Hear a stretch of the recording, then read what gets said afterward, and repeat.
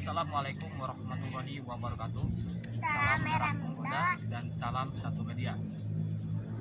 Berjumpa lagi dengan saya di channelnya Herdi Sato. Dan sebelumnya saya berharap semoga kabar rekan-rekan semua, kabar sehat semua selalu sehat walafiat dan selalu lancar rezekinya. Amin ya Allah. Amin. Alhamdulillah pada kesempatan kali ini saya berkunjung di pesantren di pondok pesantren apa tadi? Darul Azhar. Darul Azhar. Ya, Darul Azhar. Nah, disinilah lokasinya. Oh, mantap, guys. Jadi dan tujuan saya ke kemari itu sebenarnya sedikit untuk menyuguhkan tentang masalah program budidaya cacing sutra organik tanpa lumpur yang daerahnya di Cibeber ya. Yeah. Ini daerah Cibeber. Dan insya Allah nanti saya akan langsung ke TKP-nya. Bagaimana tempat-tempatnya mungkin kalian semua penasaran. Oke, kita lanjut aja ya untuk menemui seorang yang memang pengurus di cacing sutra. Oke, sip, mantap. Oke, bisa dilihat ya, ini tempat cacingnya ini ya, tempat cacing pondok pesantren Darul Azhar. Dan di sini saya insya Allah akan sedikit mempraktekkan bagaimana sih cara mulainya budaya cacing sutra. Oke, saya akan panggil ya pengurus cacing sutra yang di sini tuh. Saya lupa, maaf, tolong di ini itu kan di sini. Ini, nah ini ya, ini orang yang akan saya kasih arahan bagaimana awalnya mulai budidaya hingga akhirnya mudah-mudahan lah ini semakin maju ya dan sukses. Bisa diperkenalkan, boleh diperkenalkan namanya siapa? Nama saya Rinal Majid. Rinal Majid ya. Jadi beliau ini dia akan mengurus cacing sutra yang saya berikan cara-cara seperti apa. Oke, kita bisa langsung ke lokasi. Tapi sebelumnya saya mau tanya, ini sebenarnya ampas sudah fermentasi belum? Belum. Baru mau mulai gitu. Baru mau mulai. Oke. Kita langsung saja untuk melihat ampasnya ya. Yuk ikut. Oh, masih dekat dengan alam, lur. Haus, capek, panas. Ini saya tadi ngambil bibit cacingnya di tempat saya ini. Sengaja di karantina dulu biar cacing itu segar, sehat ya. Dan bisa dilihat ya bahwa emang sistemnya itu seperti ini. Ya, dia memanfaatkan ini dari jerigen ya. Dari jerigen itu tingginya sekitar 6 cm ya, dari dasar hingga ke atas. Dibagi dua ya, jerigen bagi dua. Hah? Jerigen bagi dua. Ya, jadi dibelah dua tuh, satu bisa jadi dua. Oke. Nah, ini ada tempat penampungannya nih. Maaf nih, coba sebentar. Ini ada tempat penampungan ya. Airnya oke. Kita lihat dulu. Saya akan jelaskan sedikit nih. Ini kan ada penampungan bak utama dan ini ada penampungan bak kedua. Nanti air yang kotor yang jatuhnya dari air nampan tersebut atau tempat tersebut, dia akan jatuh ke bak utama. Di bak utama itu air yang kotor akan melalui proses pengendapan. Oke, dan setelah mengendap nantinya akan dipompa melalui lubang pipa di bawah sana tuh. Dan akhirnya di tempat sini terlihat jernih ya. Oke. Dan ini salah satu orang yang akan saya kasih arahan bagaimana caranya kita mulai ternak cacing sutra. Oke. Nah, ini mesin yang digunakan. Kayaknya ini mesin yang kekuatan daya naiknya tuh sekitar 2,5 meter kayaknya nih, atau 3 meteran ya ini. Oke. Nah, ini disalurkan ke ujung sana tuh. Mari kita lihat lebih dekat tentang tempatnya nih. Oke. Tempatnya tuh. Ini kalau tidak salah ada 280 jerigen. Ya. 280 jerigen nih. Ini lumayan cukup besar ini. Saya aja baru 90 nampan. Oke. Ini tempat ini dimiliki oleh Pondok Pesantren Darul Ajar ya. Darul Ajar. Oke, lokasinya di Cibeber, di Cihaur Cibeber. Oke. Nanti saya akan sedikit memberikan praktek untuk beliau bagaimana caranya mulai awal ternak cacing. Oke, nah ini ya ampas tahu yang sudah disiapkan, ini baru dapat dari pabrik tahu. Ini lagi diperas ya tuh. Ini lagi diperas. Nah, ya. Ini teksturnya itu kelembabannya tuh sekitar 30%-an lah, ya. 30%. Nah, oke. Ini akan saya mulai fermentasi. Berikut ini bahan-bahannya nih. Ya. Ini molase, ya. Ini molase. Ini molase. Ini kayak Beda. baru ya? Iya Baru tuh ini tuh. Sampai meledak ya. Ini. Oke, ini molase. Dan ini M4-nya nih. Ya. Ini M4-nya yang warna kuning ya, khusus untuk pertanian. Kita selanjutnya akan buatkan takarannya. Mantap. Ini udah mulai ya. Ini udah diperes. Dan ini ampas tahu 10 kilo. Dan molasenya ini segini nih, sekitar 150-an lah. Paling banyak 150 mili. Oke. Ini molase. Dan M4 dari 10 kg ampas tahu, M4-nya ini 4 tutup botol ya, 4 tutup botol. Oke. Dan ini ada air.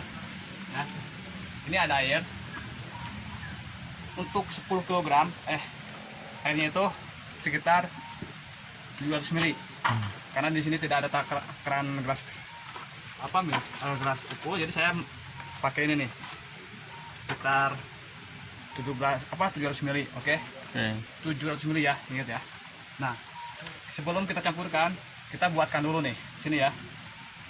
Kita buatkan dulu, ya. Campurkan molase dengan air. Nah, ya. Nanti airnya akan lupa nih, kayak gini nih, oke? Coklat hitam, merah kecoklatan, kayak kecap. dan kita campurkan E4 ya. Oke, E4 nya tadi yang saya katakan 4 tutup botol. Oke, 1 2 3 4 ya. Ini kayak buat adonan. Ini 4 tutup botol saya udah E4. Terus kita aduk ya. Baru kita campurkan. Siramkan ampas tahu. Ini. Nah. Oke. Setelah ini baru kita aduk. Boleh diaduk boleh.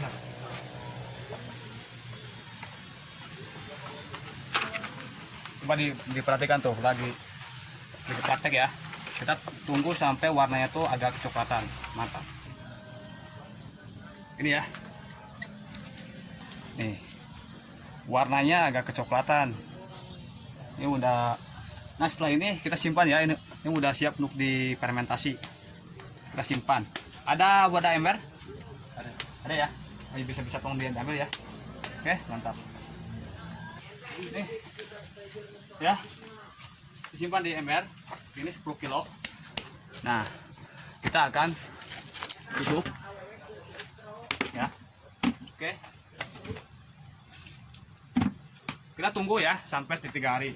Yang saya akan jelaskan yaitu 3 hari ini itu belum bisa pakai, tapi kita akan buang uap dulu yang nempel, dan juga buang gas sedikit karena agar tidak tepatnya itu tidak hancur ya, meledak. Selama 3 hari kita buka, terus buang uap, lalu di hari kelima dan hari ketujuh itu bisa mulai diaplikasikan. Oke, saya akan coba untuk memberikan cara praktek menebar ampas tahu. Oke, mari ikut saya ya. Ini sekedar contoh ya. Contoh. Ini karena memang belum difermentasi. Anggaplah ini sudah difermentasi. Saya akan berikan contoh satu tempat atau satu wadah untuk dipraktekkan. Oke, kita lanjut ya. Ini ya. alamnya guys, masih asri.